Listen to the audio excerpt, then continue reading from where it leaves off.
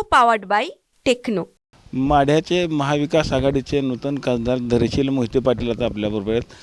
29 तारखेचा कशा पद्धतीने आपला हा कार्यक्रमाचं नियोजन असणार आहे? 29 तारखेला आदरणीय देशाचे माजी गृहमंत्री आणि राज्याचे माजी मुख्यमंत्री आदरणीय सुशीलकुमार शिंदे साहेबांचा भव्य नागरी सत्कार 84व्या वाढदिवसानिमित्त आम्ही या ठिकाणी आयोजित केलेला आहे आणि महाराष्ट्रातील सर्वच पक्षीय नवनिर्वाचित खासदारांनाही या ठिकाणी बोलवलेलं आहे आणि त्यांचाही सन्मान करायचं ठरवलेलं आहे. आपण बघितलं असेल की पवारसाहेबांनी कोल्हापूरचा दौरा केला, त्यानंतर आता सोलापूरचा देखील दौरा झालेला, पश्चिम महाराष्ट्रावरती लक्ष केंद्रित केलेलं आहे. कशा पद्धतीने हे सगळं राजकीय नियोजन असणार भविष्यातला? आपण पाहतायच पवारसाहेबांचे जिथं जिथं दौरे होत आहेत तिथं महाविकास आघाडीला मोठं पाठबळ मिळताना दिसतंय आणि लोकसभा इलेक्शनला साहेबांनी जो सोलापूर जिल्ह्याचा दौरा केला आणि पवारसाहेब, सुशीलकुमार शिंदे साहेब आणि दादा हे तिघं एकत्र दिसल्यानंतर काय परिवर्तन होतं हे अख्ख्या उभ्या महाराष्ट्राने पाहिलेलं आहे आणि तीच वातावरण अजून आहे आणि ती तसंच पुढं आपल्याला दिसेल. आणि बाकीचे सर्वच म्हणजे आदरणीय उद्धव ठाकरे साहेब असतील, आदित्य ठाकरे साहेब असतील, काँग्रेसमधून पृथ्वीराज चव्हाण साहेब असतील, नाना पटोले साहेब असतील, बाळासाहेब थोरात साहेब आहेत आणि राष्ट्रवादीमधून जयंत पाटील साहेब आहेत, सुप्रियाताई आहेत, अमोलदादा कोल्हे आहेत. हे सगळेजण प्रमुख नेते मंडळी आणि इतर आम्ही सगळेजण काम करतो आहे, जे पदाधिकारी आहोत ते सगळेजण काम करतो आहे आणि नक्कीच चांगले यश मिळाल्याशिवाय राहणार नाही.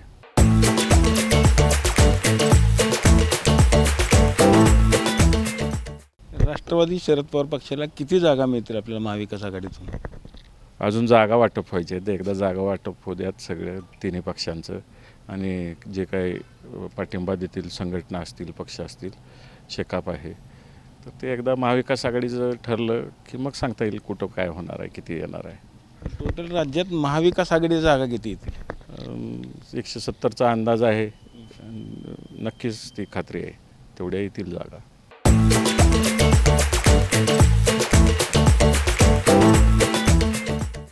पुन्हा राज्यामध्ये सत्ता परिवर्तन होईल? होणार, 100% होणार. कारण का फिरताना ते जाणवते, लोक बोलून दाखवत आहेत आणि त्या दृष्टिकोनातून वातावरण अजून बदललेलं नाही, उलट अजूनच चीड निर्माण झालेली आहे लोकांच्या मनामध्ये. सोलापूर जिल्ह्यातल्या ज्या 11 जागा आहेत त्या जागा देखील आपण टार्गेट केले आहेत असं समजतंय. काय नक्की सोलापूर जिल्ह्यातली परिस्थिती? सोलापूर जिल्ह्यात आपल्याला सगळं महाविकास आघाडीची सत्ता आलेली दिसेल पूर्ण, त्याची खात्री आपल्याला आहे? 100% खात्री आहे. तशा पद्धतीचे उमेदवारच आदरणीय पवारसाहेब, विजयसिंह मोहिते पाटील साहेब आणि शिंदेसाहेब आणि उद्धवसाहेब देणार आहेत. पंढरपूर मंगळवेढ्यामध्ये कोण उमेदवार असणार? आज भगीरथ भालके देखील जन आशीर्वाद यात्रा काढलेली आहे, त्यांनी देखील दावा केला जरी महाविकास आघाडीनं उमेदवार नाही दिले तरी उभारणार असा त्यांनी दावा केला.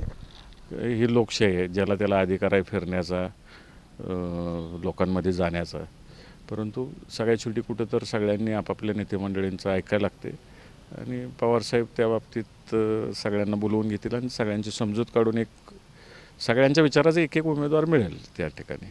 लोकसभेला आपण बघितलं की रणजितदादांवरती कारवाई व्हावी म्हणून देखील भाजपच्या लोकांनी दबाव आणला होता.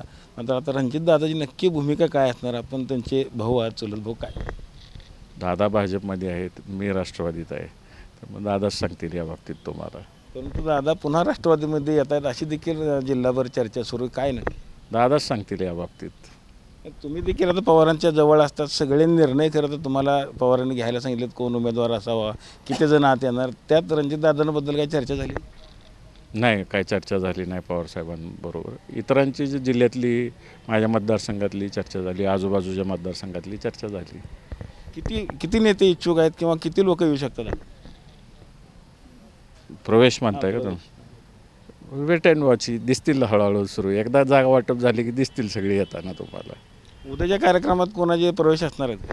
नाही, हा पूर्णतः शिंदेसाहेबांचा सन्मानाचा विषय आणि नवीन खासदारांचा सन्मानाचा विषय, त्यामुळे यात कोणाचे प्रवेश वगैरे होणार नाहीत. पक्षीय कार्यक्रम नाही आहे, हा एक सन्मान सोहळा आहे, त्यासाठी यात कुठलाही राजकीय प्रवेश होणार नाही. हर्षवर्धन पाटील, रणजितदादा, प्रशांत परचारक यांना आपण घेऊन प्रवेश करणार असल्याची देखील चर्चा, तो दिवस कधी बघायला मिळेल सर? आता हे कसं आहे, जर तरच्या गोष्टी आहेत त्याच्यावर मी आता काय बोलणार नाही. योग्य वेळ आल्यावर सगळ्या गोष्टी सांगेन मी. आणि होणार का योग्य वेळ येणार का? ज्या त्या नेतेमंडळींनी ठरवायचं आहे की आपण आपली भूमिका काय करायची आहे. मला जे वाटतंय फिरतोय बघतोय सगळं ते आदरणीय विजयदादा आणि मी साहेबांच्या कानावर घालतोय सगळ्या गोष्टी. कॅमेरामन जगदीश डांगे सर, रवी लभेकर, TV9 मराठी. को पावर्ड बाय टेक्नो.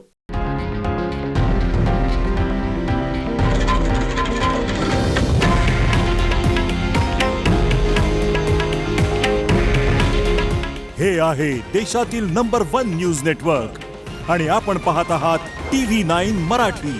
काळजी तुमची, हित महाराष्ट्राचं.